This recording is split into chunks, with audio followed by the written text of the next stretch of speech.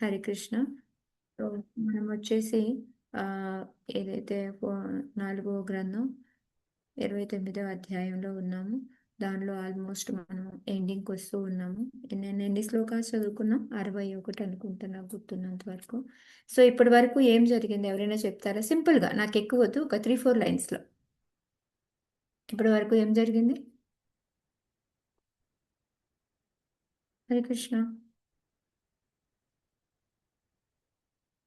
ఈ చాప్టర్లో ఏం జరిగింది ఇప్పటి వరకు?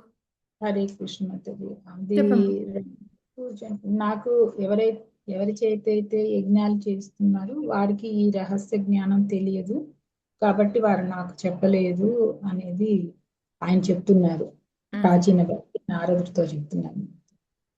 ఈ పరహంసలకు తెలిసినటువంటి జ్ఞానం ఈ పురోహితులకి ఇంత తెలియదు. కర్మకాండ ఒకటే తెలుసు. ఇంకెవరైనా చెప్తారేమో. కట్టిన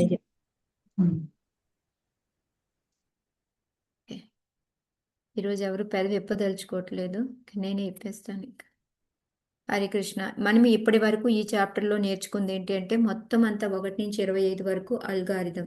అంటే మనకి 26 నుంచి 28 దాంట్లో ఏవేవైతే పదాలు వాడున్నాడో దానికి దేనికి రిలేటెడ్ అనేది విపులంగా చెప్పారు. ఎందుకంటే ప్రాచీన పరిహి నాకేం అర్థం కాలేదు నువ్వు చెప్పింది, సో నాకు అర్థమయ్యేలాగా చెప్పు అని చెప్తే చెప్పారనమాట. ఆ తర్వాత 26 నుంచి 32 శ్లోకాల వరకు కూడా మనకి 33 శ్లోకాలు. సో దాంట్లో ఏంటంటే మనకి ఈ మెటీరియల్ బాడీ రావడానికి దీనికి కారణం ఏంటి అనేది. సో మనకి ఏదైతే ఒక ఫ్రీ విల్, మన స్వతంత్రం ఉందో దాన్ని మనం సరిగ్గా వినియోగించుకోవడం మూలంగా మనం ఈ భౌతిక ప్రపంచంలోకి వచ్చాము. సో ఇందులోకి వచ్చిన తర్వాత మనం ఏం చేస్తాము, ఈ గుణాలు అనేవి మనల్ని అంటుకుంటూ ఉంటాయి. దాని ద్వారా మనకి నెక్స్ట్ లైఫ్ అనేది ఉంటుంది అనేసి మనం ఇదంతా కూడా చెప్పుకున్నాం. సో అది ఎట్లాగా అంటే, ఒక్కొక్కసారి ఒక కుక్క ఆ, ఆహారం కోసం వెళ్తే దొరుకుతుంది, ఒక్కోసారి దొరకదు, తన్నులు దొరుకుతాయి. ఈ విధంగా ఏంటంటే మనం కూడా ఈ లోకాల్లో పడి తిరుగుతూ ఉంటాము అనేది మనకి చెప్పారనమాట. ఆ తర్వాత వచ్చేసి ఆయన ఇంకా దీని నుంచి బయటపడడానికి ప్రాసెస్ ఏంటి అంటే, భక్తి యోగం ఒక్కటే, దానికి మించి ఇంకో ప్రాసెస్సే లేదు అనేది మనకి 34 నుంచి ఆల్మోస్ట్ 41 శ్లోకం, 9 శ్లోకాలు ఎంత ఉంటాయి. సో దాని వరకు కూడా ఈ విషయం చెప్తారనమాట. అది అయిపోయిన తర్వాత మళ్ళీ మనకి 42 నుంచి 51 శ్లోకాల వరకు కూడా ఆయన ఏం చెప్తారు అంటే, ఈ ప్రాచీన బర్హికి నువ్వు ఇంకా ఏవైతే ఆ, యజ్ఞాలు చేస్తున్నావో వాటిని ఆపేయి అనేసి, దానికి ఏంటి అంటే ఇంకా అతను అన్ని చెప్పిన తర్వాత కూడా ఆపకపోతున్నాడు అనేసి మళ్ళీ ఒక జింక అల్గారిథం ఏదైతే ఉందో జింక చెప్తాడనమాట కథ. ఆ జింకలో ఏంటి, ఎలా అయితే లేడీ అంటే మనకి ముందు వచ్చే మృత్యు, వెనక నుంచి వచ్చే మృత్యువుని కానీ ముందు నుంచి వచ్చే కాలాన్ని కానీ రెండింటిని కూడా పట్టించుకోకుండా మనం పిల్లలతోటి సంసారంలో ఎంత ఎంజాయ్ చేస్తున్నాము అని చెప్పి, నువ్వు ఇంకా వెయిట్ చేయకు నువ్వు దేంట్లో అని చెప్పి చెప్తారనమాట. సో అప్పుడు ఆయన చెప్తాడు. అప్పుడు మనకి నిన్న మనం నేర్చుకున్నాం, మనం 56 నుంచి 59 శ్లోకాల వరకు కూడా ఓకే, నాకు ఇంకా నాకు నువ్వు చెప్పిందంతా నాకు చాలా బాగా క్లియర్గా అర్థమైపోయింది. నాకున్న సందేహాలన్నీ కూడా తీరిపోయాయి. అంతేకాకుండా పద్మాక్షి మాత చెప్పినట్టు నాకేదైతే ఆచార్యులు చెప్పారో దానికి దీనికి పూర్తిగా విరుద్ధంగా ఉంది, ఇందులో ఇంద్రియ భోగం అనేది లేనే లేదు అనేసి ఇవి చెప్పి, కాకపోతే నాకు ఇంకొక సందేహం, నా సందేహాలన్నీ తీరిపోయాయి బట్ కానీ ఇంకొక సందేహం ఉంది అన్నారు. ఏం క్వశ్చన్ అడిగారు? కొన్ని అట్లీస్ట్ అది చెప్తారా? ఏం క్వశ్చన్ అడిగాడు ప్రాచీన పరిధి? దేనికి ఇప్పుడు ఆన్సర్ చెప్పుకుంటున్నాం మనం? హరే కృష్ణ మాతాజీ. చెప్పండి విశ్వనాథ్. అంటే ఈ జన్మలో మనము కర్మాలు చేస్తాం కాబట్టి ఈ దేహం లేకుండానే మనం ఎలా మళ్ళీ వచ్చే జన్మకి అది ఎలా క్యారీ అయిన అవుతుంది, ఎలా అనుభవిస్తాము ఆ ఎలా పాప అనుభవిస్తాం? కర్మాన్ని అని అంటారు. కాకపోతే ఆయనకి ఈ జ్ఞానం అయితే ఉంది, మనం ఇప్పుడు చేసిన కర్మానికి నెక్స్ట్ జన్మలో కర్మ ఫలాలు అనుభవిస్తాం, కానీ ఈ దేహం ఉండట్లేదు కదా, ఎట్లా Yes. అనుభవిస్తాము అనేది ఆయనకి డౌట్ అనమాట. సో దానికి మనం నిన్న 2 శ్లోకాలు చెప్పుకున్నాం ఆన్సర్లో, 60, 61 చెప్పుకున్నాం అనమాట. సో 60వ శ్లోకంలో ఏంటి అంటే, మనందరికీ తెలుసు లోపల ఉన్న ఈ సూక్ష్మ శరీరం ఏదైతే ఉందో దాని ద్వారా ఈ మనస్సు అనేది కోరికలను తీసుకొని వెళ్తూ ఉంటుంది. అందుకని మన ఈ శరీరము పోయినప్పటికీ కూడా సూక్ష్మ శరీరానికి చావు అనేది ఉండదు. అది మనలో ఉన్న కోరికలన్నిటినీ అలాగే మోసుకొని వెళ్తూ ఉంటుంది అనేది మనకి 60లో చెప్పారనమాట. సో 61కి ఏం చెప్పారు అంటే దానికి ఒక ఎగ్జాంపుల్ చెప్పారు. ఎట్లా అయితే మనం నిద్రపోతాము, అప్పుడు ఈ బాడీని వదిలేసి మనం సూక్ష్మ శరీరంతో కళ్ళకంటూ ఉంటాము. సేమ్ అలాగే మనం చనిపోతే ఈ బాడీని వదిలేస్తాము అనేది చెప్పారనమాట. ఆ తర్వాత ఏంటి, ఆ కళ్ళలో ఏం చేస్తాము మనము, ఏ సూక్ష్మ శరీరంతో మనం కలలు కంటూ ఉంటాము. కానీ అందులో ఏం చేస్తాం, మళ్ళీ ఇంకో బాడీని తీసుకుంటాం కదా. అక్కడ మనం ఒక్కోసారి పిల్లిని చూస్తాము, పుల్లిని చూస్తాము, లేకపోతే ఆవుని చూస్తాము, లేకపోతే రాజుని చూస్తాము, లేకపోతే దేవతల్ని చూస్తాము. అంటే నీ సబ్టల్ బాడీ, నీ సూక్ష్మ శరీరం అనేది ఇంకో శరీరాన్ని కల్లో తీసుకుంటుంది. సేమ్ అదే విధంగా ఇక్కడ నువ్వు చనిపోయిన తర్వాత ఆ ఏదైతే ఉందో నీ సూక్ష్మ శరీరము ఇంకో బాడీని తీసుకుంటుంది. సో నీ కర్మ ఫలాలని, మళ్ళీ నీ ఇంతకుముందు చేసిన కర్మ ఫలాలు, నీ ఉన్న కోరికలు, ఈ రెండిటిని బట్టి నీకు ఏ బాడీ ఇవ్వాలో ఆ బాడీని ఇచ్చి పంపిస్తాడనమాట భగవంతుడు. సో ఆయన ఎంత కరుణామయుడు అంటే మన కోసం ఏ బాడీ సూట్ అవుతుంది అనేది. సో భక్తులుగా మనం ఏం చేయాలి అంటే ఈ దేహాన్ని పరిరక్షించుకోవాలి, నేను కాదనట్లేదు. బట్ కానీ మోరుగా మనం కాన్సన్ట్రేషన్ అనేది సూక్ష్మ శరీరం మీద పెట్టాలి అనే లెసన్ మనము నిన్న నేర్చుకున్నాం అనమాట. సో ఇవాళ చూద్దాం ఇంకా ఏం చెప్తున్నారు అనేది. ఇది చాలా ఇంట్రెస్టింగ్ మాతాజీ. ఈ ఈ టాపిక్, ఈ 79 శ్లోకాల వరకు కూడా మనకి ఈ కళలు ఎందుకు వస్తాయి, వీటన్నిటికీ మీకు ఉన్న డౌట్స్ అన్నీ కూడా క్లారిఫై అయిపోతాయి అన్నమాట. ఐ థింక్ 61 చెప్పుకున్నాం కదా మాతాజీ నిన్న. ఎస్ మాతాజీ ఏం కలది చెప్పింది. చెప్పేసుకున్నాం కదా.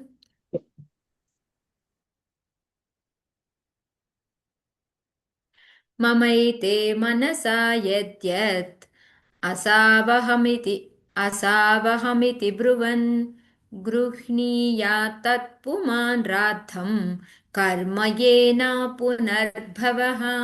చదవండి మాతాజీ. నాగమణి మాతాజీ, ఎంఎస్ లక్ష్మి మాతాజీ దాని నుంచి అవుతామంటున్నారు కదా, చదవండి. హరే కృష్ణ మాతాజీ చదవనా? చదవండి. ఉమ్.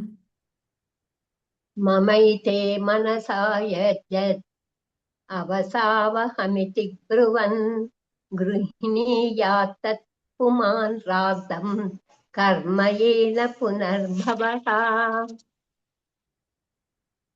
నేను ఇది, నేను అది, అది నా కర్తవ్యం కనుక దీనిని చేసియే తీరుదును అనడి దేహాత్మ భావనలో జీవుడు శ్రమించుచుండును. ఇవన్నీను మనోకల్పిత భావములే. ఆ కర్మలన్నీను తాత్కాలికమైనవే అయినను భగవత్ కరుణచే జీవుడు తన మనోకల్పితములను నెరవేర్చుటకు అవకాశమును బడసి వేరొక దేహమును పొందుచుండును. హరే కృష్ణ మాతాజీ. మనకి సో ఆ సూక్ష్మ శరీరము ఇంకో దేహాన్ని ఎలా పొందుతుంది అనే దానికి మనకి నారదుల వారు ఆన్సర్ ఇస్తున్నారనమాట. ఇందాక ఫస్ట్ శ్లోక వచ్చి సూక్ష్మ శరీరం ద్వారా తీసుకొని పోతావు అని ఉంది. ఆ సూక్ష్మ శరీరం ద్వారా నెక్స్ట్ శరీరం ఎలా దొరుకుతుంది అనేది ఈ శ్లోకాల్లో చెప్పారనమాట. సో ఇక్కడ ఏం చెప్తున్నారు, ఫస్ట్ నేను ఇందులో ఉన్నాను ఈ దేహంలో, సో నేను పనులు చేస్తాను, నాది నా ఫ్యామిలీ అనుకొని, నాకు అనుకొని నేను ఈ దేహాత్మ భావంతో ఉండి చాలా కష్టపడతాను, నేను అన్ని పనులు చేస్తాను అనమాట. కాకపోతే మన లోపల మన మైండ్కి ఇంకా ఏవైతే ఉన్నాయో అవన్నీ కూడాను మనం నిక్షిప్తంగా పెట్టుకుంటాం కదా, వాటన్నిటిని నెరవేర్చుకోవడానికి ఈ బాడీ వదిలేసిన తర్వాత రెండో శరీరం కావాలి. కాబట్టి భగవంతుడు మనకి ఏంటంటే ఇంకో దేహాన్ని, ఓకే నీకు ఎన్నో కలలు కోరికలు ఉన్నాయి కదా, ఇవన్నీ తీర్చుకోవడానికి, అందుకే భగవంతుడి యొక్క కరుణ అంటుంది అనమాట. సో ఆ కరుణతోటి ఏంటి అంటే ఆయన అది వాటికి ఏది సరిపోతుందో అది. ఎందుకంటారు మనకి 84 లక్షల జీవరాశులే ఉన్నాయి ఎందుకంటారు? ఇంకా ఎక్కువ ఉండొచ్చు కదా, ఎందుకు ఇన్ని? జీవ కోరికలకు మించి ఇంకేం ఉండవేమో మాతాజీ, అందుకని సూక్ష్మదేహం. అంటే భగవంతుడు కూడా ఇంక లిమిట్ పెట్టు కోరికలకి కూడా అని, ఇంతకు మించి పోకు అనేసి మనకి ఒక లిమిటేషన్ ఇచ్చాడనమాట. లేకపోతే అసలు మనం ఇంకా ఈ లిమిట్ కూడా దాటిపోయి ఇంకా దారుణంగా ఆలోచిస్తాం అనమాట. సో నాకు ఈ పాయింట్ చాలా నచ్చింది ప్రభు చెప్తూ ఉంటే లెక్చర్లో అనమాట. సో అంటే ఆ లిమిటేషన్ కూడా పెట్టకపోతే ఇంకా మనము పిచ్చి పిచ్చిగా తయారవుతాం అనమాట. అందుకోసమని అట్లీస్ట్ అంతవరకు ఈ 84 లక్షల జీవరాశుల్లో నిక్షిప్తం అయ్యేలాగే ఇన్ని కోరికలే కోరుకోండి అని మనకు ఒక బార్గెట్. అందుకే మన ఇండిపెండెన్స్ కూడా లిమిటెడ్, మనకి చిన్నదనమాట. సో అందుకని ఇక్కడ ఆ విధంగా. సో ఎలా వస్తుంది మంది? మనం చేస్తాము పనులు, కర్మ ఫలాలు ఏదైతే ఉంటుందో వాటిని తీసుకొని మన సూక్ష్మ శరీరము దానికి అనుగుణంగా వాటిని కోరికల్ని తీర్చుకోవడానికి ఇంకో శరీరం భగవంతుడు మనకి ఇస్తున్నాడు అనేది తెలుసుకున్నాం అనమాట. అయితే ఇందులో ప్రపాదులు వారు మనకి ఇందులో రాస్తున్నారనమాట. ఇప్పుడు మనకి నెక్స్ట్ లైఫ్ వద్దు అనుకుంటే ఏం చేయాలి? ఇప్పుడు నెక్స్ట్ లైఫ్ ఎలా వస్తుంది అనేది తెలిసింది కదా. లైఫ్ వద్దనుకుంటే ఇక భగవత్ చింతన ఉంటుంది. ఒక్క భగవంతు చింతనతోనే సరిపోతుందా? అదొక్కటే. అంటే ఆ గురువులు సూచించినవి పాటిస్తూ శ్రవణం, స్మరణం అవన్నీ చేయాలా సో మాతాజీ? అసలు ఫస్ట్ మనము ఏదైనా ఒక కోరిక వచ్చింది అనుకోండి, ఏం చేస్తాం మనం? మన ఇంద్రియ తృప్తి కోసం కాకుండా భగవంతుడి కోసం చేస్తే అప్పుడు అలాని కాదు, మామూలుగా చెప్తున్నాను. ఇప్పుడు అది వదిలే, మనం ఇంకా డివోటీ అవ్వలేదు, ఏం అవ్వలేదు. ఇప్పుడు హరే నాకు ఒక కోరిక వచ్చింది అనుకో, దానికి ఏం చేస్తాను నేను వెంటనే? హరే హరే కృష్ణ మాతాజీ. దానికి ఏం కావాలో మేము అది వెతుకుతాం మాతాజీ. మీన్స్ ఆ ఓన్లీ కోరిక వెతకటమేనా? ఫస్ట్ ఏం చేస్తాము? ఆలోచిస్తాం దాని ఎలా గురించి. ప్లాన్ చేసుకుంటాం ప్లానింగ్. అది ప్రపాదుల వారి దీంట్లో చెప్తుంది మనకు అదే అన్నమాట. మనము ఒక ప్రణాళిక తయారు చేసుకుంటాం. ఓ నేను ఇలా చేసి ఇలా చేసి ఇలా చేస్తే నేను ఇది సాధించవచ్చు అంటే పని చెయ్యక ముందే మనం ఏం చేస్తాము? ప్రణాళికలు. సో ఈ ప్లానింగ్ చేయడం అనేది మనం ఆపగలమా? సడన్ గా ఇప్పటికిప్పుడు నేను అనుకున్నాను, నేను వద్దు, నేను ఇలాంటివి చెయ్యొద్దు, నేను భక్తిలోకి మారాలి అనుకుంటున్నాను. సో ప్లానింగ్ సడన్ గా ఆపేయగలరా? ఈ రోజు నుంచి నేను ప్రణాళికలు చేయను అని ఆపేయగలమా? లేదు మాతాజీ, ఎందుకంటే అదే ఆలోచనలో ఉండేటప్పుడు మనం ఆపలేం మాతాజీ. మీన్స్ యా, ఇది ఎలాగైనా జరుగుతుంది. Continuous process. సడన్ గా ఏది చెయ్యాలి అన్నా కూడా అవ్వదు. ఓకే, ఇప్పుడు నేను భక్తున్ని అయ్యాను, అయినా కూడా నా ప్లానింగ్ ఆగుతుందా? ఆగదు. దాని మైండ్ పని అది ప్లానింగ్ చేయడము. కోరికలు రావడం, దానికి ప్లానింగ్ చేయడం, కోరికలు రావడం, దానికి ప్లానింగ్ చేయడం, ఈ స్థూల దేహానికి చెప్పడం, అది దానికి తగ్గట్టు పని చేయడం. ఇదే దానికి కంటిన్యూస్ పని అన్నమాట. మరి ఏం చేద్దాము? ఇప్పుడు మరి ఎట్లా మనం భక్తులుగా అవ్వాలనుకుంటున్నాం, మరి ఏం చేద్దాం?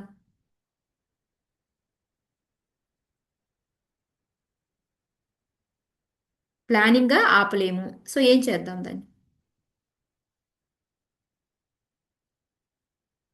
మనం రోజు చేసే పనులే మాతాజీ, ఒక్కసారి ఆలోచించండి అంతే. దేవుడికి అది మన కర్మ అంతా కూడా భగవంతుడి ప్రీతి కోసం కదా. మనం డైవర్షన్ చేయటం Mataji, yes Mataji, divert no చేయటం మోడల్. Yeah, towards God. అంటే ఎట్లా అంటే ఆ ప్లానింగ్ ఇంతకు ముందు మన ఇంద్రియ తృప్తికి చేసే ప్లానింగ్ ని ఇప్పుడు భగవంతుడి మీదకి మరల్చుకుంటాం. అంతేకాని మనం ప్లానింగ్ టక్కున ఆపేద్దాము అంటే అది అవ్వదు మాతాజీ.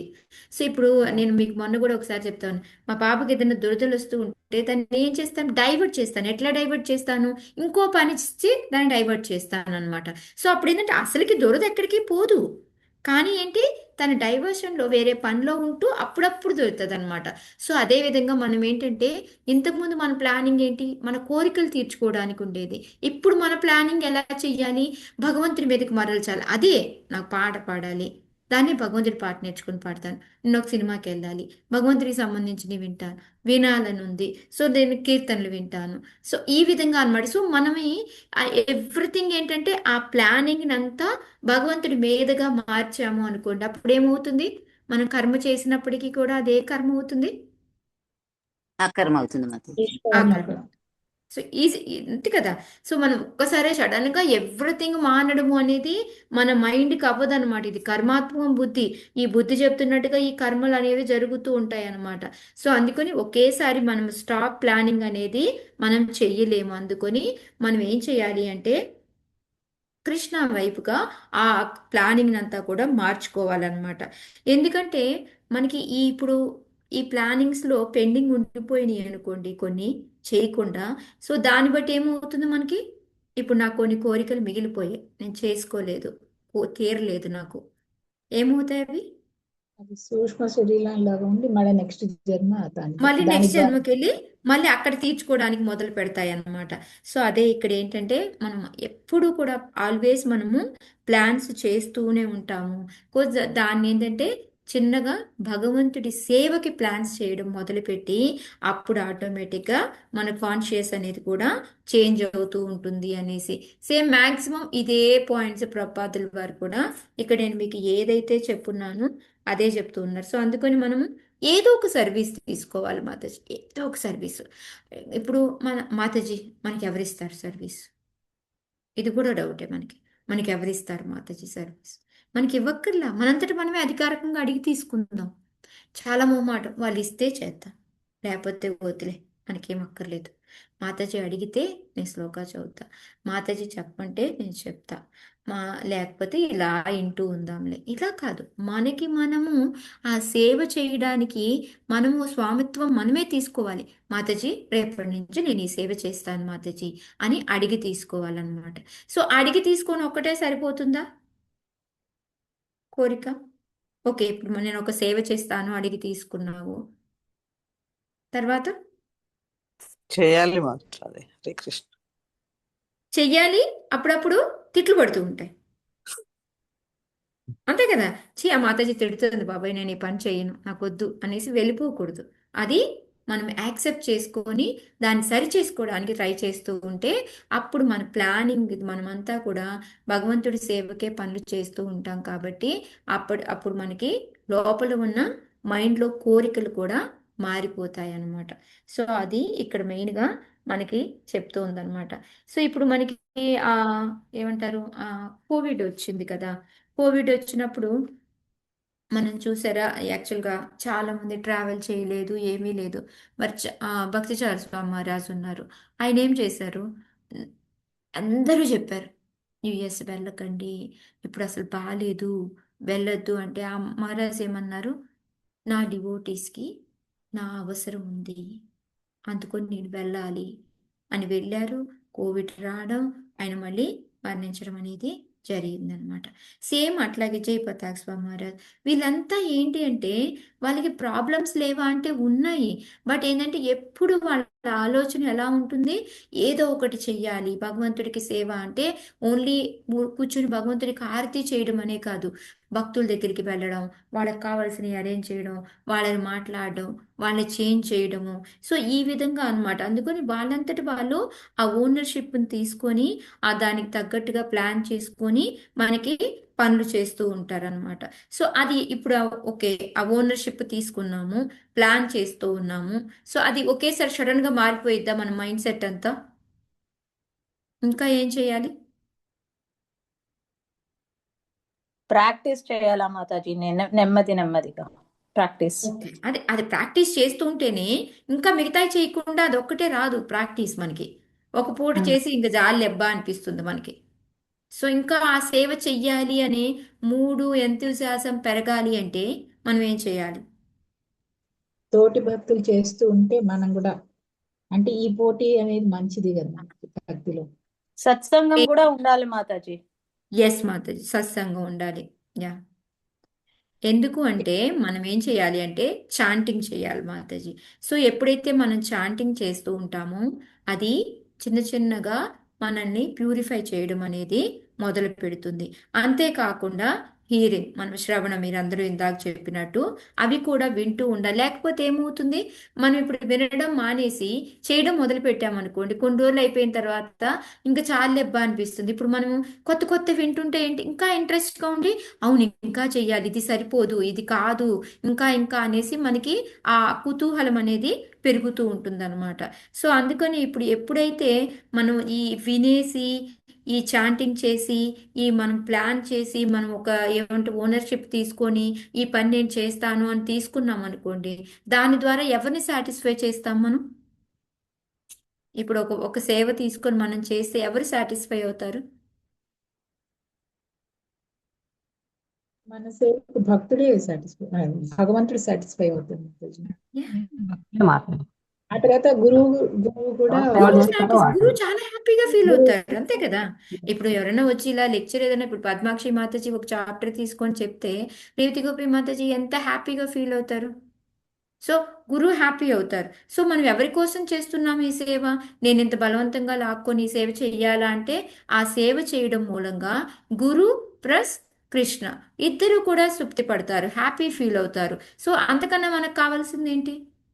సో ఆటోమేటిక్గా మనలో ఉన్న మైండ్ ప్లానింగ్ చేసుకునే విధానం మారుతుంది, మనకి పవిత్రత అనేది వస్తుంది.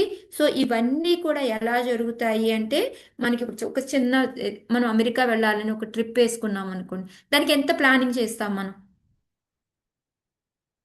చేస్తామా లేదా? సింపుల్గా చేస్తాం వెళ్ళిపోతాం, మాతాజీ. వెళ్ళము. సేమ్ అట్లాగే ఇప్పుడు కూడా ఏంటంటే మనకి బుర్ర నిండా కూడా భౌతికమైన కోరికలతో నిండిపోయి ఉంది. దానికి మనం ప్లాన్ చేస్తూ ఉంటే దాన్ని మనము డౌట్ అయ్యి, అంటే మనం దాన్ని మరల్చాలి భగవంతుడి వైపు, భగవంతుడికి సేవ చేయడానికి అనేసి మరల్చుకోవాలి. ఆ మరల్చుకొని ఒక్కటే చేయడం అనేది సరిపోదు మనకి. మీరు అన్నట్టు అసోసియేషన్లో ఉండాలి, చాంటింగ్లో ఉండాలి, వింటూ ఉండాలి. సో ఎప్పుడైతే ఈ మూడు చేస్తూ ఉంటామో అప్పుడు ఏంటంటే మనకి ఈ ఏవైతే ఉంటాయి మనకి ఆటోమేటిక్గా ఈ చాంటింగ్ ఇవి చేస్తుంటే ప్యూర్ అయిపోతూ ఉంటాము. ఈ వినడం మూలంగా ఏమవుతుందంటే ఆ ఇంటేక్ తీసుకునే మిగతా అవన్నీ చెడు ఆలోచనలు అన్నీ కూడా మనకి రావన్నమాట. సో రాకపోయేటప్పటికి మనం సాఫీగా ఈ ప్లానింగ్ అనేది ఆ, ఏమంటారు ఇటువైపు కృష్ణుడి వైపు చేసుకొని ముందుకెళ్ళగలుగుతాం అనమాట. సో ఓవరాల్గా ఇదే సేమ్ శ్రీల ప్రభుపాద కూడా చూడండి, ఆయన చనిపోయే వరకు కూడా ఎప్పుడు కూడా ఏదో ఒకటి మనకి భాగవతం రాయడమో లేకపోతే ఇంకొకరికి ప్రీచింగ్ చేయడమో, ఆ విధంగా ఎప్పుడూ కూడా ఆ ఏ విధంగా భగవంతుడి యొక్క సేవలో ఉండాలా అనేది ఆ తహతహలో ఎలా ఉన్నారో ఆ విధంగా మనం ఉండాలి అని చెప్పేసి మెయిన్గా మనకి ఇందులో అన్నమాట. ఓకే.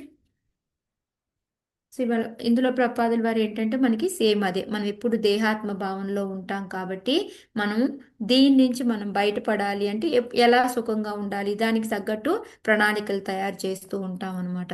సో అప్పుడు ఆ ప్రణాళికలు అన్నీ సక్రమంగా అవుతాయి, కొన్ని అవ్వవు. సో ఆ వాటన్నిటిని సూక్ష్మదేహం తీసుకొని పోయి ఈ దేహం నశించిన తర్వాత ఇంకో దేహంలో పెడుతుంది అనేసి. సో ఇదంతా తత్వవేత్తలకి ఎవరికి కూడా అర్థం కాదు, ఎట్లా పోతాయి ఈ కోరికలన్నీ అంటే మన మనసు అక్కడే ఉంది కాబట్టి మన మనసుతోటి ఆ కోరికలన్నీ కూడా మైండ్ తోటి పోతా ఉంటాయి అని చెప్పేసి చెప్తూ ఉన్నారనమాట. అందుకని మళ్ళీ మనం ఇంకో భగవద్కరణతో ఇంకో శరీరం తీసుకుంటాము, మళ్ళీ ఆ శరీరంతో మళ్ళీ మనం పనులు చేయడం అనేది మొదలు పెడుతూ ఉంటాం అనమాట. సో అదే అందుకని మనం ఏం చెయ్యాలి అంటే ఈ ప్రణాళికలు అనేవి మనం భగవంతుడి వైపు మార్చుకోవాలి అనేది మనకి ప్రపాదులు వారు చెప్తూ ఉన్నారు అనమాట. ఆయనే మనకి ఎందుకు మనకి కావలసిన దేహాన్ని ఆయన కరుణతోటి అనుగ్రహంతో ఇస్తాడు అని అంటే, ఎందుకు అంటే మనందరిలో పరమాత్మ రూపంలో ఉంటాడు కాబట్టి, ఆయనకి మన కోరికలన్నీ కూడా తెలుసు కాబట్టి దానికోసం ఆయన ఆ విధంగా చేస్తారు అనేసి చెప్తూ ఉన్నారనమాట. సో తర్వాత ఏంటి అంటే మనం ఇక్కడ ప్రపాదుల వారు ఏం చెప్తున్నారు, నేను బ్రాహ్మణుని క్షత్రియుణ్ణి నేను అమెరికాని ఆ విధంగా మనము తలపోస్తూ ప్రణాళికలు చేస్తూ ఉంటాము, దాంతో మనం తీవ్ర సంఘర్షణలు పడుతూ ఉంటాము అని చెప్పేసి చెప్తూ ఉన్నారనమాట. కానీ మనము ఒక బ్రాహ్మణుడు కాదు, అమెరికా దేశస్థుడు కాదు, ఇవన్నీ కాదు, అందులో ఉండి ఏ పనులు చేసినా ఒకటే రకం అనమాట. ఎప్పుడైతే మనం ఈ దేహాత్మ భావం నుంచి బయటకు వచ్చి మన ప్రణాళికలన్నీ భగవంతుడి వైపు తిప్పుకుంటామో అప్పటి వరకు కూడా అమెరికా వాడు చేసిన, నిగ్రో వాడు చేసిన, బ్రాహ్మణుడు చేసిన ఇవన్నీ కూడా కర్మల కిందే వస్తాయి అనేది చెప్తూ ఉన్నారనమాట. సో మనకి 62 శ్లోకాలో మనకి నెక్స్ట్ దేహం ఎలా పొందుతున్నాము అనేది మనకి చెప్పారనమాట. సో 63లో ఏం చెప్తున్నారు చూద్దాం. యథాను మీయతే చిత్తం ఉభయైరింద్రియే హితైః ఏవం ప్రాగ్దేహజం కర్మ లక్ష్యతే చిత్తవృత్తిభిః.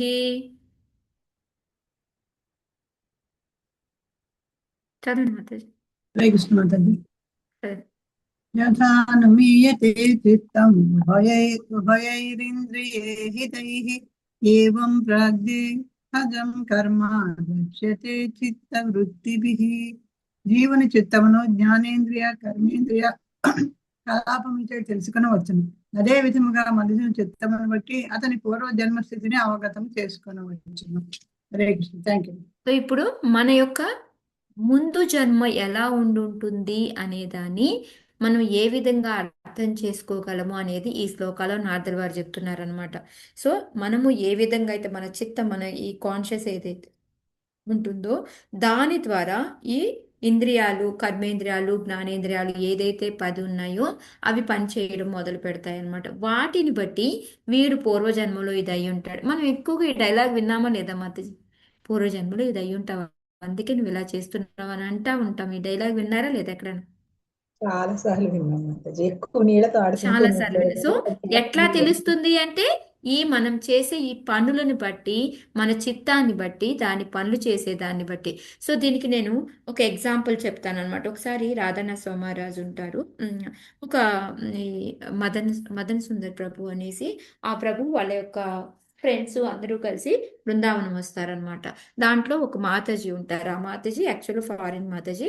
సో కానీ మాతాజీ ఏంటంటే ఉమ్, తను బృందావనం వెళ్ళేసి పెళ్లి చేసుకోవాలి అని అనుకుందనమాట. ఒక ఎవరు మ్, మన ఇండియన్ అతన్ని, ఒక ఇండియా డివోటీని పెళ్లి చేసుకోవాలి అనుకుని చాలా ఆనందంగా ఉంది.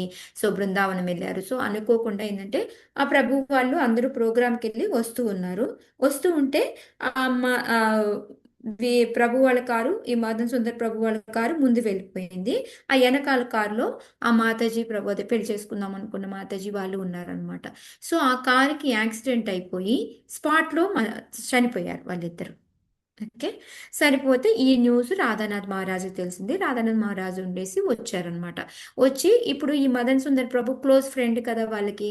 సో ఆయన వచ్చి మదన్ సుందర్ ప్రభుని రాధానాథ్ మహారాజు అడిగారనమాట. తను మీరు అసలు బృందావనంలో ఏం చేశారు, తన కాన్షియస్ ఎలా ఉంది, తన చిత్తం ఎట్లా, తను ఏం ఆలోచిస్తుంది, తన మూడ్ ఎలా ఉంది అనేసి ఈ మనకి ఈ అంటారు చేస్తారు కదా. ప్రభుకి అర్థం కావట్లేదు, ఎందుకు ఇవన్నీ అడుగుతున్నారు ఈయన, ఎందుకు అడుగుతున్నారు అని అనుకుంటా ఉన్నారనమాట. తర్వాత మహారాజు అన్నారంట, అట్లీస్ట్ ఆమె చనిపోయినప్పుడు ఏ విధంగా ఉంది అనేసి అడిగారంట. ఆయన ఏం చెప్పలేదంట. చెప్పకపోతే తర్వాత ఈ పోస్ట్ మార్టము అన్నీ అయిపోయిన తర్వాత వాళ్ళు ఫోటో తీస్తారు కదా చనిపోయినప్పుడు. ఆ ఫోటోని తీసుకొచ్చి రాధానాథ మహారాజు చూసి అప్పుడు ఆయన తనకి తను ఈ విధంగా ఆలోచిస్తూ ఉంటుంది, ఈ విధంగా ఉండుంటాయి అని ఆయన చెప్పారంట. సో ఇప్పుడు దీన్ని బట్టి ఏం అర్థమవుతుంది, ఎందుకు ఆయన అడిగారు, లాస్ట్ టైంలో ఆయన కాన్షియస్ ఎలా ఉంది, ఏమేమి ఆలోచిస్తూ ఉంది, మీరు ఏమేమి చేశారు అక్కడ, అందులో చనిపోయే ముందు ఫేస్ ఎలా ఉంది, ఎందుకు అడిగారంటారు ఇవన్నీ? ఇంకో ఏముంది, మూడుని బట్టే తర్వాత జన్మ ఉంటుంది కదా మాతాజీ, దానికోసం. ఎగ్జాక్ట్లీ. సో అది మనకేంటంటే ఆమెకి ఏమేమి కోరికలు ఉన్నాయి, ఏంటి, భగవంతుడిని తలుచుకుంటూ ప్రశాంతంగా పోయిందా, లేకపోతే ఒక చిరాకు ఫేస్ తోటి పోయిందా.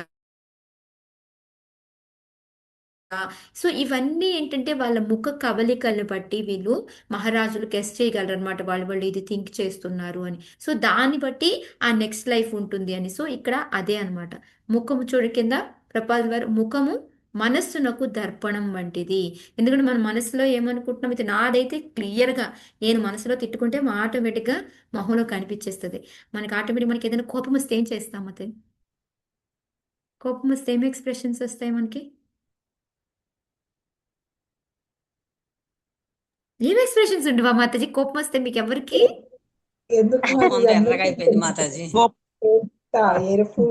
హరే కృష్ణ మాతాజీ, మన కోపం వస్తే ఎలా ఉంటాం ఎదుటి వాళ్ళు చెప్పాలి. మన ఎందుకు మనకే అద్దంలో తెలుస్తుంది. కాదు మాతాజీ, వాళ్ళేమో అద్దంలో చూసుకోమంటారు. ఇక్కడ కోపం చూస్తారు. వచ్చినప్పుడు ఒకసారి అద్దంలో చూసుకుంటే మళ్ళీ ఇంకెప్పుడు కోపం రానివ్వరు, అంత అసహ్యంగా ఉంటుంది మన మొహం అని చెప్పేసి. ఎందుకు నేనైతే పళ్ళు కొరుక్కుంటాను, కాలు కిందకి వేసి కొడతా ఉంటాను, చెయ్యి అక్కడ కొనిపెడితే అక్కడ కొట్టేసుకుంటా ఉంటాను, ఏంటి ఇల్లు అనేసి లేకపోతే జుట్టు వీక్కుంటాను. సో ఇవన్నీ చేస్తాను నేను. సహజంగా అయితే మొహం ఎర్రగా అయిపోతుంటుంది.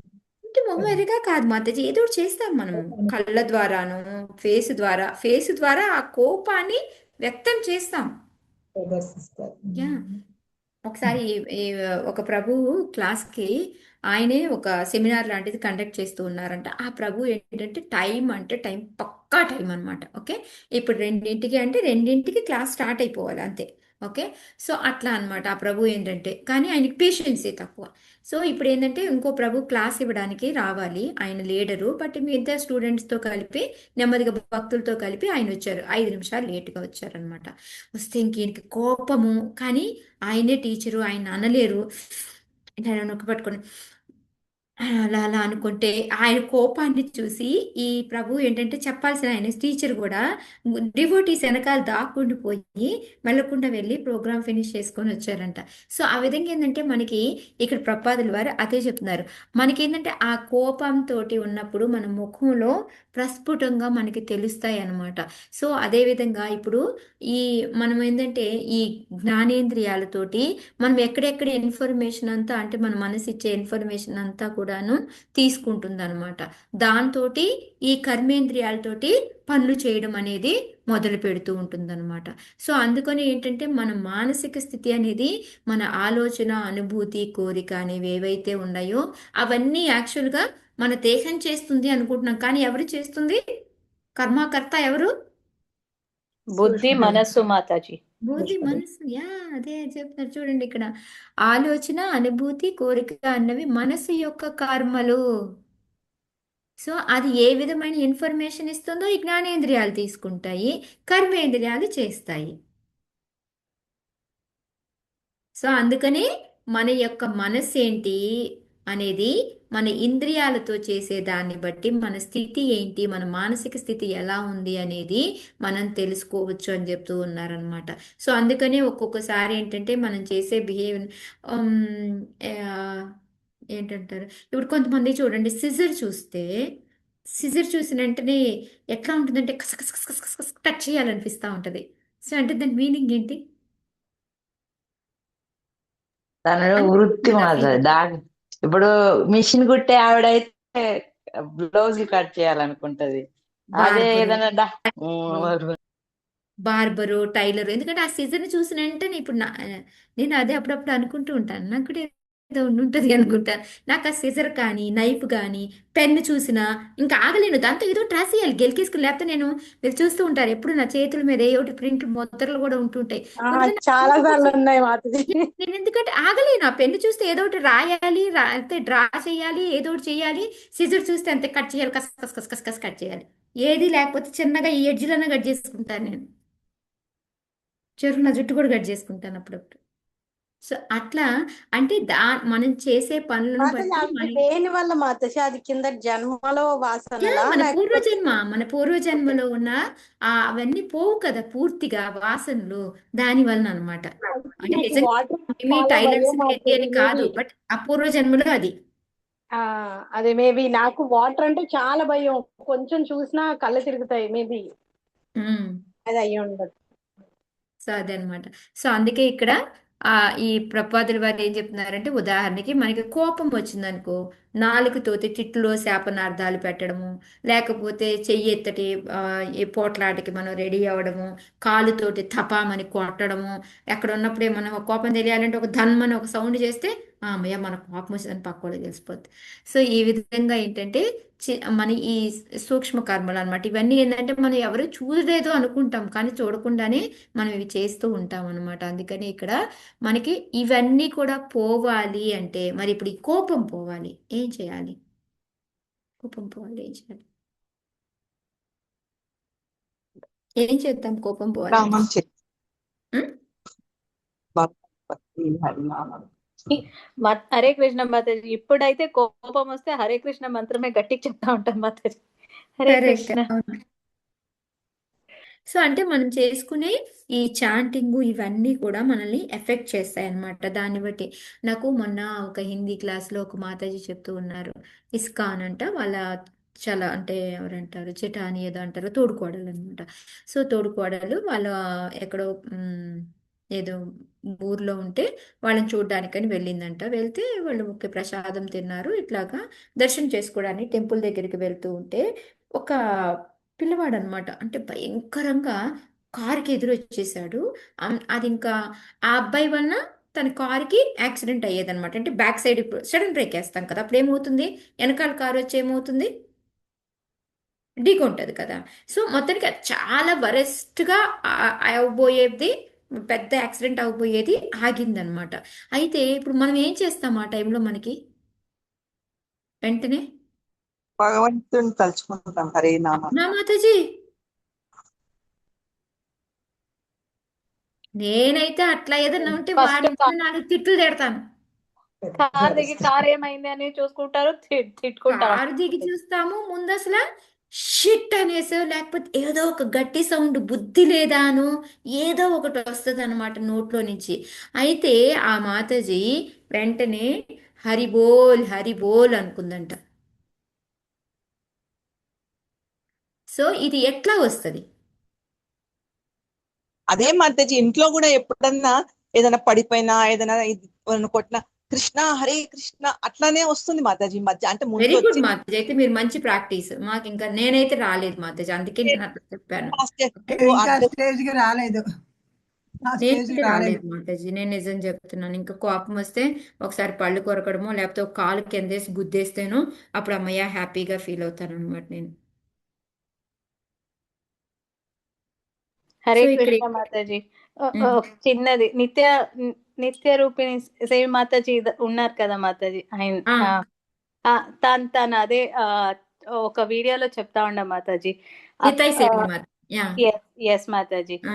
అక్షి అనేది మనం ఎప్పుడే గానీ అమ్మ లేకపోతే పడేదే అమ్మ అని గుర్తు చేసుకుంటాం కదా. అప్పుడు ఆయన వాళ్ళ హస్బెండ్ వాళ్ళు చెప్పారంట, అలా ఎందుకు అమ్మ అని తలుచుకుంటావు, కృష్ణ అని తెలుసుకోవచ్చు కదా అని మాతాజీకి చెప్పినప్పుడు అది తను ప్రాక్టీస్ చేసి చేసి చేసి చేసి అప్పటికి అది అప్పటికి వచ్చిందండి. అప్పుడు అక్షయ అన్న అమ్మ కాకుండా కృష్ణ అనేది వచ్చేది, పడ్నా కృష్ణ అనేదే వచ్చేది. అంటే అంత ప్రాక్టీస్ చేస్తే గానీ మనకి రాదు అని మాతాజీ చెప్తా ఉండము. అవును, మనం అనుకుంటాం కానీ అంత ఈజీ కాదు మాతాజీ. బట్ ఏంటంటే మనము, ఎందుకంటే శ్రీల ప్రభుపాదుల వారు మనకి కోపం వచ్చింది అంటే ఒకటే చెప్తారు మాతాజీ. ఎందుకు అంటే మనకి భగవంతుడిని మనం తలుచుకోలేదు ఆ టైంలో. భగవంతుడిని తలుచుకుంటే అప్పుడు మన నోటంట నుంచి యాంగర్ అనేది రాదంటే. ఎందుకు అంటే ఎప్పుడైతే మనం భగవంతుడిని తలుచుకున్నాము అంటే మన నోట్లోంచి కృష్ణ అనే పదము లేకపోతే ఏదో ఒకటి, అది ఇందాక అన్నాను కదా హరి బోల్ అని వచ్చింది మాతాజీకి. సో అట్లా మనం ఎప్పుడైతే మనకి కోపం వచ్చి మనం ఒక యాక్షన్ చేసాము అంటే మీనింగ్ ఏంటి అంటే మనలో ఈ తమో గుణం లాంటిది మన మీద ఎఫెక్ట్ అవుతుంది. అది ఎఫెక్ట్ ఎప్పుడవుతుంది, మనం కృష్ణాన్ని తలుచుకోకపోతేనే ఈ విధంగా జరుగుతుంది అని చెప్పేసి చెప్తూ ఉన్నారనమాట. సో మన మైండ్లో ఎప్పుడు కృష్ణాన్ని పెట్టుకుంటే మన నాలిక అనేది తిట్లు రావు, చాంటింగ్ ద్వారా అంటే మంత్రమే ఎప్పుడు వైబ్రేట్ అవుతూ ఉంటుంది, లేకపోతే హరికథ అనేది మన నోట్లో నుంచి వస్తూ ఉంటుంది అని చెప్తూ ఉన్నారు. అందుకే చూడండి, మనము ఇప్పుడు ఏదైనా క్లాస్ తీసుకునే ముందు ఎందుకు మనం ప్రే చేసుకుంటాము, గురువు గౌరాంగ వీళ్ళందరి యొక్క బ్లెస్సింగ్స్ ఎందుకు తీసుకుంటాము?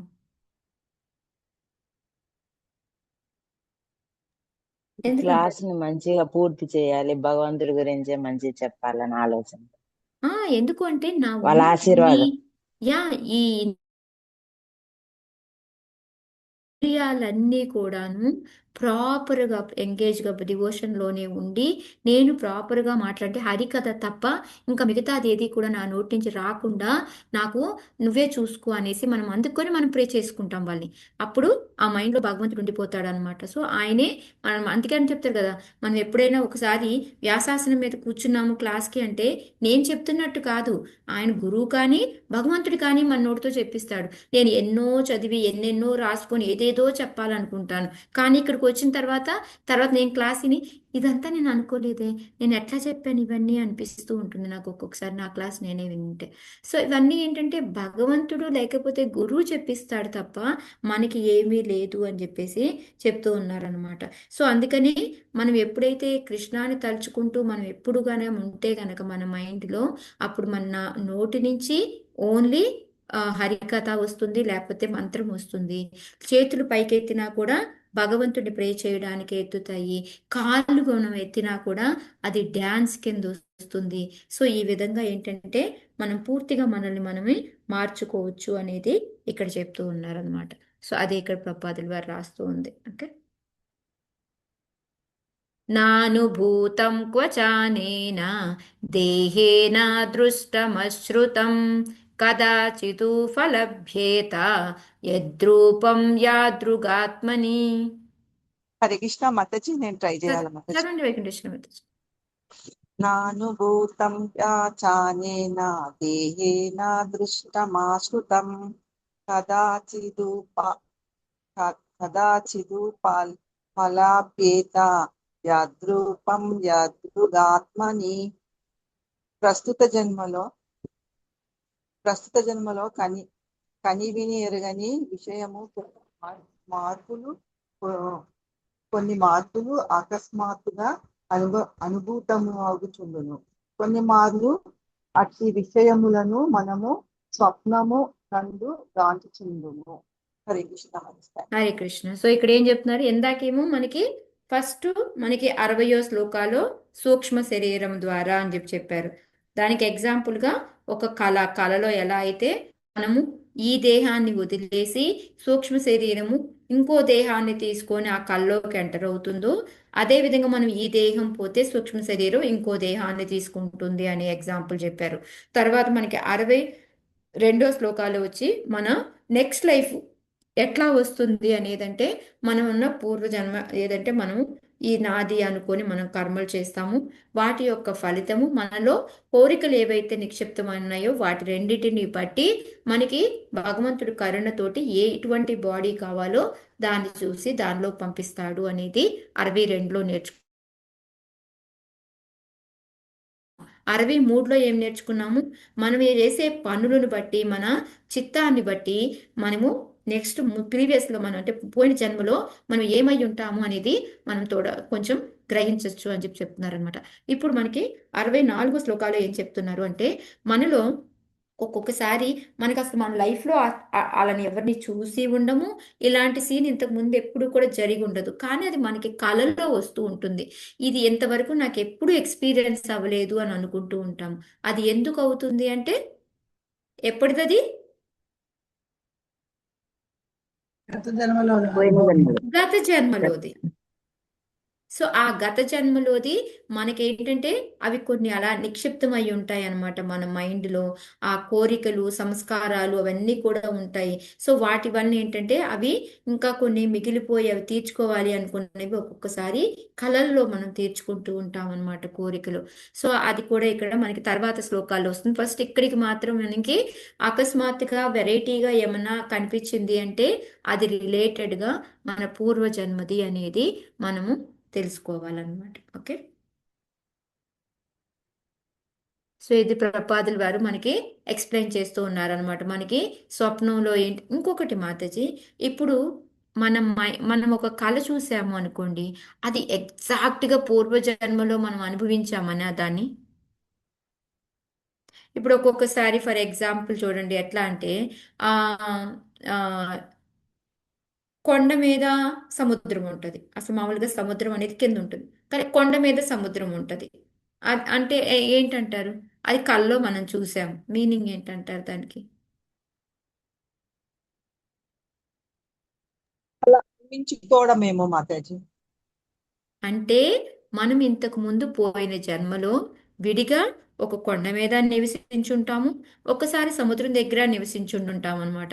ఆ రెండు కలిపి కంబైన్డ్ అయిపోయి మన మైండ్లో మనకి స్వప్నంలో కనిపిస్తూ ఉంటుంది అనమాట. అంటే మనం ఆ రెండు ఎక్స్పీరియన్స్ చేసి ఉన్నాము, రెండు మిక్స్ అయిపోయి మనకి ఇప్పుడు కల్లో వస్తుంది అనమాట. అదే ఇక్కడ ప్రపాదుల వారు రాస్తున్నారు అనమాట. ఒక్కోసారి మనం ఆకాశంలో ఎగురుతున్నాము అనేటట్టుగా కళ వస్తూ ఉంటుంది. అంటే మనం ఏంటంటే ఇంతకు ముందు మనము ఈ పోయిన జన్మలో దేవతలుగాను లేకపోతే ఆ రోదసి యాత్రిగాను మనము అయి ఉంటాము. దానివల్ల మనకి ఇప్పుడు కల్లో ఏంటంటే మనం ఎగురుతున్నట్టుగా మనకి వస్తూ ఉంటుంది అని చెప్తున్నారు అనమాట. ఎందుకంటే దానికి ఎగ్జాంపుల్ చెప్తున్నారు ప్రపాదుల వారు. మనకి ఈ చూడండి, మనకి సుడిగుండాలు అనేవి ఉంటాయి. అవి ఉంటే లోపల ఎక్కడో పని జరుగుతూ ఉంటుంది, కానీ పైన ఏముంటుంది మనకి అక్కడ నురగలాగా ఉంటుంది, పొంగులాగా. కానీ పని అంతా ఎక్కడ జరుగుతుంటుంది? లోపల ఎక్కడో సుడిగుండం తిరగడం, అదంతా లోపల తిరుగుతూ ఉంటుంది. సేమ్ అదే విధంగా ఏంటంటే మన లోపల అంతర్గతంగా ఏవేవైతే మనకి వాసనలు, కోరికలు అన్నీ మనం అనుభవించినవి అన్నీ కూడా ముద్రించుకొని ఉన్నాయో అవన్నీ కూడా మన కళల రూపంలో అవి బయటకు వస్తూ ఉంటాయి అని చెప్పేసి, ఎలా అయితే నురగలాగా బయటకు వస్తుందో ఇక్కడ కళ రూపంలో అది మనకి బయటకు వస్తుంది. ఇదంతా మనం పోయిన జన్మదైనా అయి ఉండొచ్చు, లేదా నెక్స్ట్ జన్మలో అనుభవించబోయేదైనా అయి ఉండొచ్చు. ఈ రెండు ఏదైనా అయి ఉండొచ్చు, ఒక్కటే అని లేదు. పూర్తిగా పోయిన జన్మది, అంతకుముందు జన్మ ఎన్నో జన్మలు అయినా కూడా మనం చెప్పలేమన్నమాట.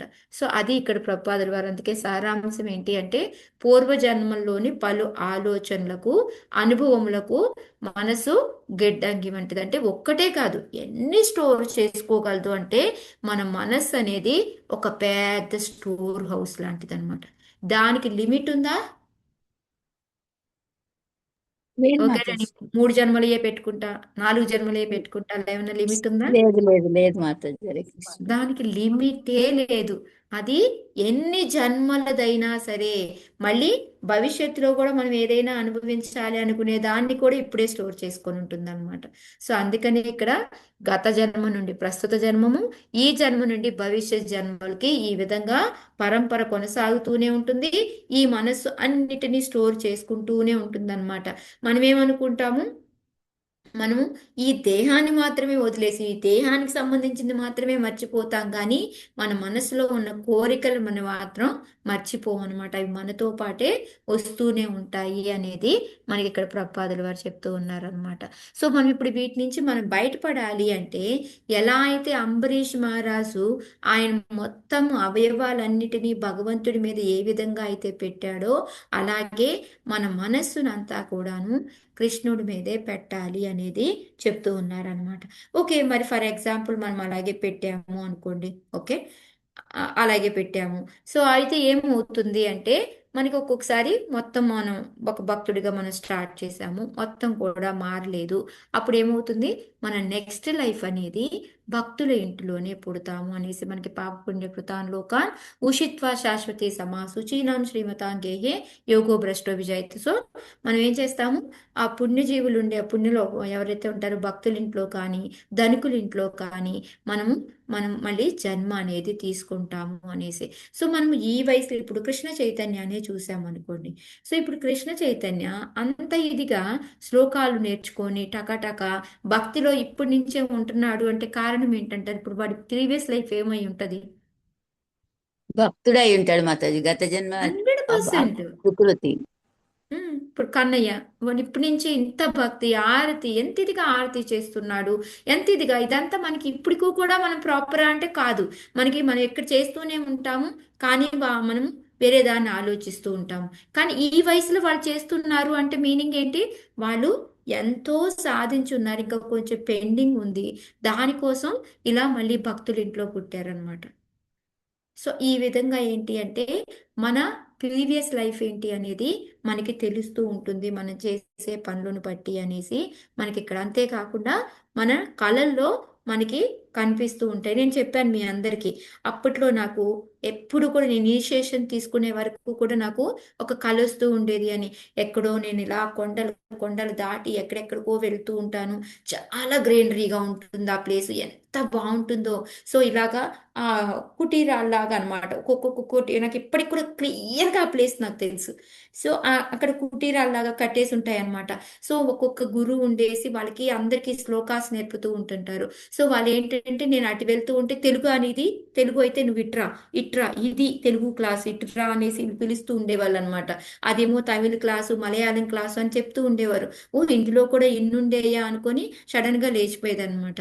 సో అప్పుడులో నాకు ఎంత అంటే ఆ కళ వచ్చిన రోజు నాకు ఎంత హ్యాపీగా సంతోషంగా ఉండేదంటే, ఆ ప్లేస్ అంత సుందరంగా ఉండేదన్నమాట. సో ఇవన్నీ ఏంటి, నా పూర్వజన్మలో మరి ఎక్కడ ఏం చేసి ఉన్నానో, ఏం పుణ్యం చేసి ఎవరినో మీట్ అయ్యి ఉంటాను. సో అది నాకు మళ్ళీ అలాగా, అంటే ఇప్పుడు నేను ఎగురు పోవడము, ఇక్కడ మౌంటైన్స్ ఒకవైపు ఇల్లు కట్టడము, ఇవన్నీ ఏంటంటే ఒక్కొక్క జన్మలో కొంచెం కొంచెం చూసున్నాను. వీటన్నిటిని మిక్సింగ్ కలిపి నాకు ఇక్కడ వస్తూ ఉందన్నమాట కళ. సో ఈ విధంగా మనకి ఆ కళలు ఎందుకు వస్తాయి అంటే, మనం ఇంతకు ముందు చూసినవన్నీ కూడాను స్టోర్ చేసుకొని ఉంటాం, అవన్నీ కలిపి మిక్సింగ్ గా కూడా వస్తాయి అనేది ఇక్కడ మనకి ప్రభుపాదులు వారు చెప్తూ ఉన్నారు అనమాట. ఓకే, హరే కృష్ణ మాతాజీ, మీరు ఇస్కాన్ గురించి వినక ముందే వచ్చిందా కదా? నాకు ముందు నుంచి వచ్చేది మాతాజీ. అంటే ఇస్కాన్ అసలు ఉన్నది అది ఇవన్నీ తెలియక ముందే వచ్చేసిందా కదా? Yeah Mataji. Very great Mataji, very good. అప్పట్లో తక్కువ వచ్చేది మాతాజీ, బట్ ఇస్కాన్ లో జాయిన్ అయిన తర్వాత చాలా ఫ్రీక్వెంట్ గా వచ్చేది. బట్ నేను ఎప్పుడైతే ఇనిషియేషన్ తీసుకున్నా తర్వాత కూడా 1-2 సార్లు వచ్చింది, ఇంక తర్వాత రాలేదు మాతాజీ. మళ్ళీ ఇంతవరకు నాకు ఆ కళ రాలేదు.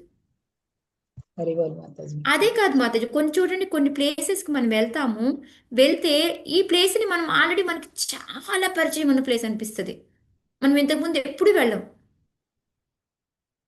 మరి దివ్యగో లొకేషన్ మాతాజీకి అదే అనిపిస్తుంది మాతాజీ. ఎక్కడికి వెళ్ళినా కూడా ఇది చూసాను, నేను ఎప్పుడో వచ్చినా అంటే చిన్నప్పటి నుంచి కూడా అంతే. అది ఇప్పుడు ఇస్కాన్లోకి వచ్చిన తర్వాత కాదు, అమ్మ చూశాను ప్లేస్ ఎక్కడ చూసానని చెప్తాడు. అంతేకాదు మరి ఒక్కొక్క అది మనిషిని ఎప్పుడు చూస్తాము, చూసిన వెంటనే ఈ మనిషి నాకు బాగా తెలుసు అనే ఫీలింగ్ వస్తుంది మనకి. అవును మాతాజీ, ఎక్కడ చూసాను గుర్తురాదు కానీ అంటే తెలుసు, ఇవన్నీ నాకు ఏంటంటే తెలుసు మనకి అనిపిస్తుంది. ఇంతకు ముందు ఎన్ని జన్మలు అనుభవించున్నాము వాటిల్లో ఏదో ఒకటి మనకి నిక్షిప్తమై ఉందన్నమాట మన మనసులో. అది నీకు బ్రెయిన్ కి ఇస్తుంది, బుద్ధికి చెప్తుంది అనమాట, నువ్వు చూసావు, నీకు తెలిసి మంచి అనేసి మనకి చెప్తూ ఉంటుంది. అందుకే అంటాం మాతాజీ ఎక్కడో మిమ్మల్ని నేను గాయత్రి మాతాజీ, గుణవతి మాతాజీ అని మా క్లాస్ ఇక్కడ ఇస్కాన్లో ఉంటుందన్నమాట. ఆ మాతాజీని చూస్తే నాకు ఎంత అటాచ్మెంట్ అంటే అసలు నాకు తెలీదు అది ఎట్లా అంటే. ఫ్రెండ్ కూడా కదా మాతాజీ, బాగా క్లోజ్ కదా మీ ఇద్దరు ఇప్పుడు. బాగా క్లోజే కాదు, ఎట్లా ఉంటది అంటే ఇప్పుడు నా మైండ్లో ఏముంటుందో తను చెప్పగలదు, తన మైండ్లో ఏముంటుందో నేను చెప్పగలను. మేము అదే అనుకుంటాము. ఇప్పుడు నేను ఇప్పుడు ఏదైనా చెప్దాము అనుకుంటే నా నోట్లోంచి రాకముందే తన నోట్లో నేను ఇప్పుడు ఇదే అనుకుంటున్నాను అంటాను అనమాట. అప్పుడు అనుకుంటాము ఏదో ఉంది గట్టి రిలేషన్ మన ఇద్దరికి, అది తెలియదు, బట్ ఇక్కడికి వచ్చి ఇక్కడ కలిపింది మనల్ని అనేసి. అది ఏ జన్మ బంధమో తెలియదు. నేను ఇంత ఎక్కువగా అంటే నేను ఎవ్రీథింగ్ నేను షేర్ చేసుకుని ఫ్రీగా మాట్లాడతాను ఏదైనా అని అంటే అది చూసారా మళ్ళీ నాకు తనకి బాగా అయితే ఒక ఈ 5-6 ఇయర్సే మాట్లాడుకోవడం చేసుకునేది. అంతకుముందు తనెవరో నాకు తెలియదు, నేనెవరో తనకి తెలియదు. బట్ అంత అటాచ్మెంట్ ఎట్లా వచ్చిందో తెలియదు. అవును నేను మాతాజీ, రేవతి గోపి నేను మాతాజీకి షేర్ చేస్తాను. అదేంటి ఒక మాతాజీ మన గురువు సరి గారు. చేస్తారు ఆ ఉద్దేశంతో. ఒక ఏంటంటే ఒక క్లోజ్ సోల్మేట్ ఉంటుంది చూసారా, తనకి షేర్ చేసినట్టు గుణవతికి చేస్తాను నేను. కొన్ని మా హస్బెండ్కి కూడా చెప్పను నేను, తనకే చెప్తాను. నాకు ఇక్కడికి వచ్చిన తర్వాత కూడా లలిత గారు మాతాజీ ఫస్ట్ సారి చూసినప్పుడు రాముల వారి కళ్యాణం అప్పుడు అనమాట, ఏదో తెలిసిన ఆవిడలాగా అనిపించింది. ఆవిడ కూడా అలానే ఫీల్ అవుతుంది. మనకి మామూలుగా ఇస్కాన్లో ఇట్లా హగ్ చేసుకోవటం అలవాటు కదా మామూలుగా, నన్ను ఆమె హగ్ చేసుకుని నేను చేసుకున్నా. మాకే అర్థం కాదు ఎందుకురా ఇలా చేస్తాం అనుకున్నాను. ఆవిడ చాలా డివోటీ మాతాజీ, చాలా బాగా. తెలియదు మాతాజీ అది ఎట్లా ఎందుకు అది ఎట్లా కనెక్ట్ అయిపోతుందో అదే అనుకుంటాము. మన ఇద్దరికి ఏమన్నట్టు ఒక్కసారి అయితే తన గాయత్రి అదండి మన ఇద్దరికి ఫిన్స్ ఏమో పోయిన జన్మలో అంటుంది అనమాట. హరే కృష్ణ మాతాజీ, మన క్లాసులో లలిత మాతాజీ ఉండేవాళ్ళు కదా, అసలు ఆమె కాంటాక్ట్ రావట్లేదు, క్లాసులో రావట్లేదు, ఫోన్ లిఫ్ట్ చేయట్లేదు. ఎక్కడికైనా వెళ్ళారా మాతాజీ? లలిత గొంపాయనా మాతాజీ? మాతాజీ ఆవిడ యుఎస్ లో ఉన్నట్టున్నారు మాతాజీ. గీత గోవిందం అప్పుడప్పుడు పాడడానికి మాకు ఇదేంటి ఏకాదశి అప్పుడప్పుడు వస్తుంటారు ఆవిడ. అక్కడ ఉన్నట్టున్నారు ఆవిడ. అవునా? అసలు ఎప్పుడు ఫోన్ చేసేది తను, అసలు ఈ మధ్యన ఫోన్ లిఫ్ట్ చేయట్లేదు, అసలు ఈ క్లాస్ ఎక్కడ వినిపించట్లేదు వాయిస్. టెంపుల్ కూడా వచ్చారు అప్పుడు. ఓన్లీ గీత గోవిందంకి అప్పుడు మన క్లాసులు మానేసినా కూడా మాతాజీ గీత గోవిందంకి వచ్చేది కంటిన్యూస్ గా నేర్చుకోవటానికి క్లాసెస్. ఇప్పుడు ఓన్లీ అప్పుడప్పుడు ఏకాదశి నాడు పాడడానికి వస్తారు మాతాజీ, రెగ్యులర్ కాదు, అప్పుడప్పుడు వస్తారు. యుఎస్ లోనే ఉన్నారు అంటే తను కూర్చున్న ప్లేస్ అదంతా తెలిసిపోతుంది కదా మాతాజీ. అదే అదే నేను కూడా యాక్చువల్గా లాస్ట్ టైం ఎందుకో నేను కాంటాక్ట్ చేద్దాం అనుకున్నాను మాతాజీ, ఎందుకంటే తన్ని ఓకే నీకు రికార్డింగ్ అవుతుంది. ఓకే ఈ రోజుకి ఇక్కడతో ఆపుతాను మాతాజీ. చాలా ఇవి కొంచెం డీప్ సబ్జెక్ట్స్ మాతాజీ, అందుకని కొంచెం ఫాస్ట్గా నేను వెళ్ళలేకపోతున్నాను. ఓకే, సో ఎక్కువ చర్చలు అవుతూ ఉన్నాయి. హరే కృష్ణ. చాలా మంది అడుగుతారు మాతాజీ, ఈవెన్ కొంచెం మందికి నాలెడ్జ్ తెలిసిన సూక్ష్మ శరీరం తోని నెక్స్ట్ జన్మలో కర్మలు అనుభవిస్తాం కదా. సో వాళ్ళ క్వశ్చన్ ఏంటంటే మాతాజీ, ఇప్పుడు ఓకే కానీ ఆ బాడీకి తెలియదు కదా. ఇప్పుడు ఏ బాడీలో మనం ఉన్నామో అప్పుడు అనుభవిస్తే ఓ ఈ తప్పుకు అనుభవించామని తెలుస్తుంది. సూక్ష్మ శరీరంతో అది వెళ్ళినా ఇంకో బాడీ తీసుకున్నా మనం అనుభవించినా మనకి తెలియదు కదా అనేసి అడుగుతున్నారు మాతాజీ. మనకి తెలియదు అంటే నిజంగా తెలియాల్సింది ఎవరికి? మనసు, బుద్ధి, అహంకారానికి. దానికి తెలుస్తోంది కదా.